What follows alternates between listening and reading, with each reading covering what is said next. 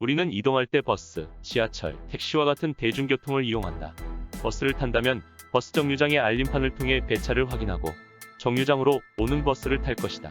우리는 평소 대중교통을 이용할 때 종종 장애인들을 만날 수 있으며 대부분은 별 생각 없이 지나칠 것이다. 과연 모두가 당연하게 이용하는 대중교통, 장애인에게도 그럴까? 장애인복지법 제2조에 따르면 장애인이란 신체적 정신적 장애로 오랫동안 일상생활이나 사회생활에서 상당한 제약을 받는 자를 말한다. 여기서 신체적 장애란 주요 외부 신체 기능의 장애, 내부기관의 장애 등을 말하며 정신적 장애란 발달장애 또는 정신질환으로 발생하는 장애를 말한다. 2020년 한 해 동안 8만 3천 명이 신규 장애인으로 등록하였고 2020년 대한민국 장애인의 수는 총 236만 3천 명으로 전체 인구 대비 5.1%의 비율을 차지했다. 그중 장애를 분류하면 지체장애가 45.8%, 청각장애가 15%, 시각장애가 9.6% 순으로 높은 비율을 차지했다. 이 중 거동에 불편함을 가지는 지체장애나 앞을 볼 수 없는 시각장애인의 경우 특히나 대중교통 이용에 불편함을 느낄 것이다. 버스에서 시각장애인을 본 기억이 있는가? 아마 거의 드물 것이다. 시각장애인에게 버스를 타는 것은 당연한 것이 아니라 도전일 것이다.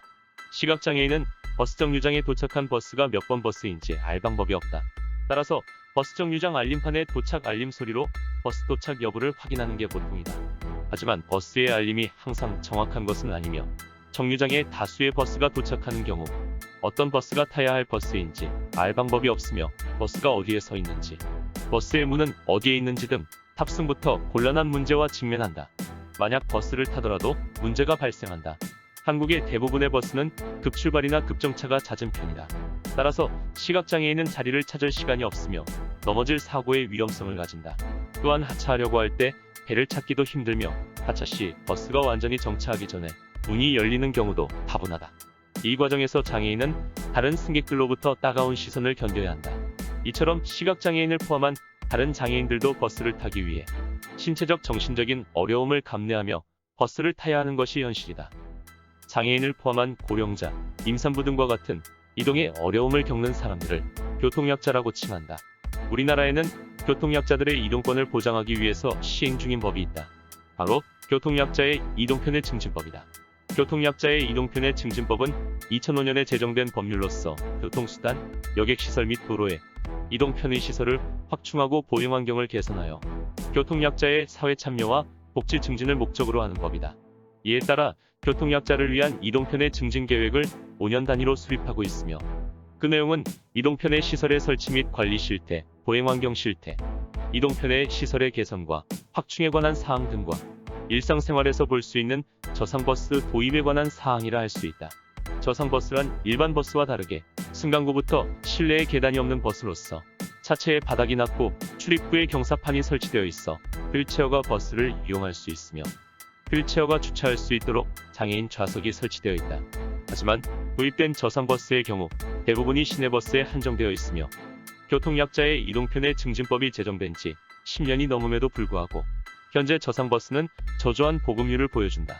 저상버스의 전국 보급률은 2020년 기준 28.4%였으며 이를 지역별로 보았을 때 서울이 56.4%로 가장 높았으며 충남이 10%로 가장 낮았다.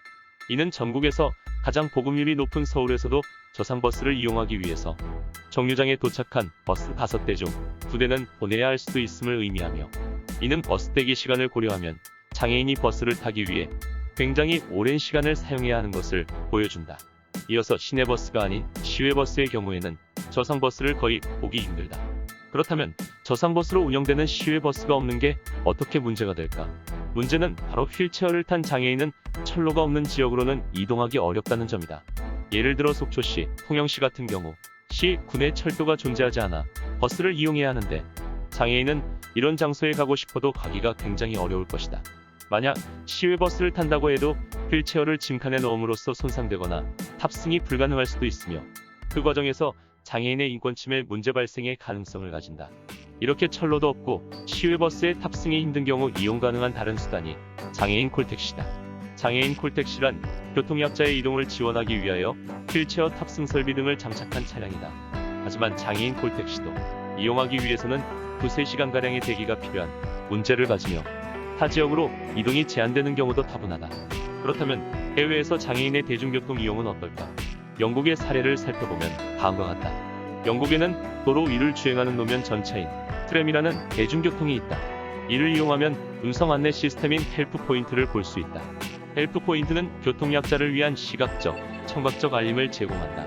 따라 교통약자는 쉽게 트램의 출입문이 열고 닫히는 것을 인식할 수 있다. 또한 버스의 경우 정류장의 장애인 동선을 최소화하여 정해진 위치에 정확히 정차하기 때문에 시각장애인을 포함한 교통약자들의 탑승이 편리하며 대부분이 저상버스로 운영되고 있다. 저상버스를 탑승했을 때도 버스의 휠체어 전용 좌석이 크게 표시되어 있고 휠체어 이동을 위한 공간이 여유롭게 배치되어 있다. 시외버스도 장애인이 이용 가능한 고속버스가 운행 중이다.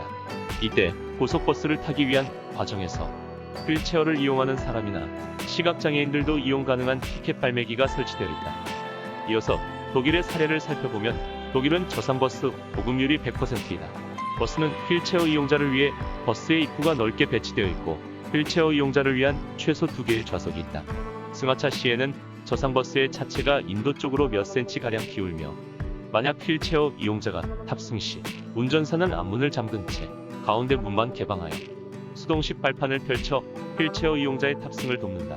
이후 운전사는 운전대로 돌아와 앞문을 개방하여 기타 승객의 탑승을 허용하기 때문에 휠체어 이용자는 가장 먼저 탑승할 수 있다.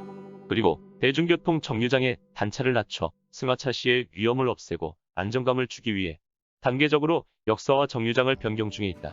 베리어프리란 1974년 유엔에서 등장한 용어이다. 이는 장벽 없는 건축 설계라는 뜻으로 장애인 및 고령자 등 사회적 약자들도 편하게 살아갈 수 있게 물리적인 장애물, 심리적인 벽 등을 제거하자는 운동 및 정책을 말한다. 세계는 사람들이 성별, 나이, 장애, 언어 등으로 인해 차별받지 않고 평등한 생활을 할 수 있도록 변화하고 있다. 그와 함께 장애인의 평등한 대중교통 이용을 위한 이동권 보장도 점점 중요해지고 있다.